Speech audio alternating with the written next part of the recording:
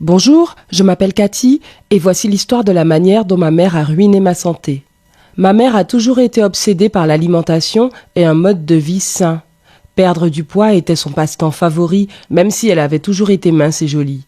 Et moi, en fait, j'avais toujours été une fille costaud. Ma mère détestait cela.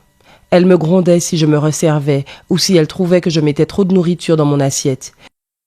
Elle disait que je devais perdre du poids, sinon les gens se moqueraient de moi et me harcèleraient au sujet de mes kilos.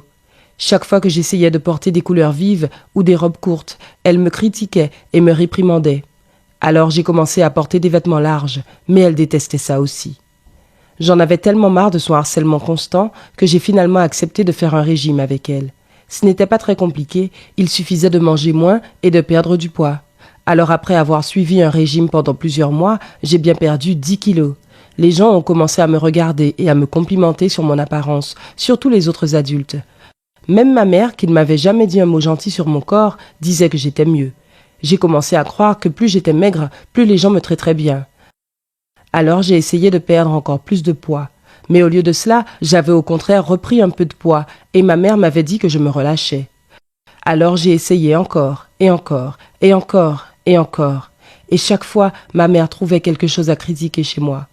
Pourtant, elle n'avait vraiment pas besoin de le faire, je m'en occupais très bien toute seule. Quand je me regardais dans le miroir, je me trouvais toujours des défauts et des imperfections. Mes mains étaient moites, j'avais de la graisse sur le ventre, je n'avais pas de fameux espace entre les cuisses dont j'avais pourtant absolument besoin. Et finalement, tout cela m'a conduite à l'anorexie. La façon dont je m'en suis rendu compte est plutôt ironique. Un jour, ma mère m'a dit que j'étais tellement maigre que l'on voyait mes côtes. Au début, tu sais, j'ai pensé que c'était un compliment. Ça te montre à quel point j'étais à côté de la plaque. Alors elle m'a emmenée chez le médecin et après quelques tests, ils ont en effet confirmé que j'étais anorexique. Puis elle a commencé à me traîner d'un médecin à l'autre et à me faire prendre toute espèce de médicaments jusqu'au remède naturel qu'un gourou du yoga lui avait recommandé. Mais malgré tous ces efforts, je ne prenais pas beaucoup de poids et je ne mangeais pas non plus. Ce qu'elle n'avait pas compris, c'est que je le faisais exprès. La principale raison, c'est que je me sentais encore grosse et laide. Je savais que j'avais des problèmes de santé, mais je voulais être mince et c'était ça le plus important pour moi. Qui se soucie de la santé quand on est belle, n'est-ce pas? À cette époque, je pensais comme ça. L'autre raison, c'est que je voulais me venger de ma mère. J'étais en colère, à juste titre. J'avais l'impression qu'hier encore, elle me disait que j'étais trop grosse pour porter un haut court, et maintenant, elle me disait que j'étais trop maigre. Il fallait savoir. Elle me reprochait d'avoir ruiné ma santé, alors que c'était elle qui m'avait fait mourir de faim. J'ai décidé que c'était à son tour de s'inquiéter. Alors j'ai commencé à ne pas manger, et parfois je sautais même mes médicaments. Quand elle a vu que je n'allais pas mieux, elle a trouvé un centre de réadaptation pour les femmes et les filles souffrant de troubles alimentaires. Là, j'ai commencé à être en meilleure santé et à reprendre du poids, mais quand je suis rentrée chez moi, j'ai de nouveau arrêté de manger. Lors de ma deuxième visite au centre de désintoxication, j'ai rencontré Cassie. Elle avait 1 an de plus que moi et elle cherchait les mêmes choses que moi. Être belle, intelligente, drôle et maigre, bien sûr. Nous nous sommes connectés si facilement que c'était comme rencontrer mon âme sœur. Je partageais tout avec elle et elle me soutenait toujours.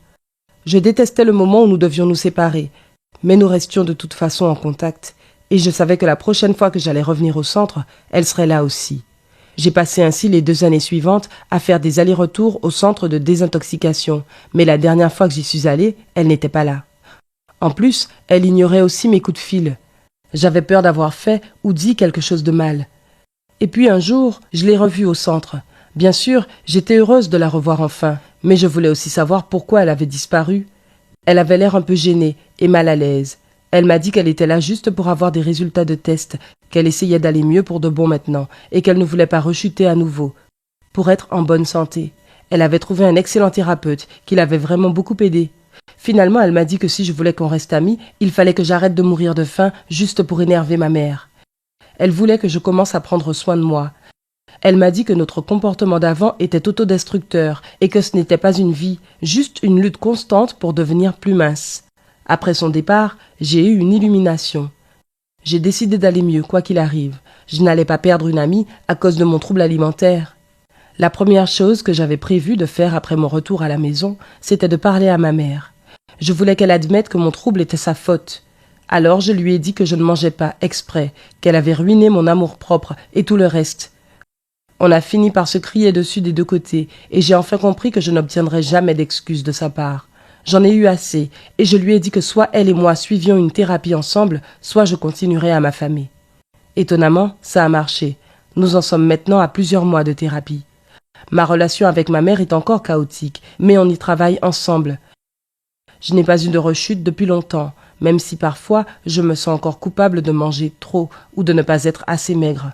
Je me bats contre ces sentiments à chaque fois. Ma vie est devant moi désormais. Je ne laisserai personne me dire ce que je suis et comment je devrais me sentir. Mes amis et ma famille ont besoin que je sois en bonne santé et heureuse. Et c'est exactement ce que je vais faire. Tes parents ont-ils déjà ruiné ton estime de soi?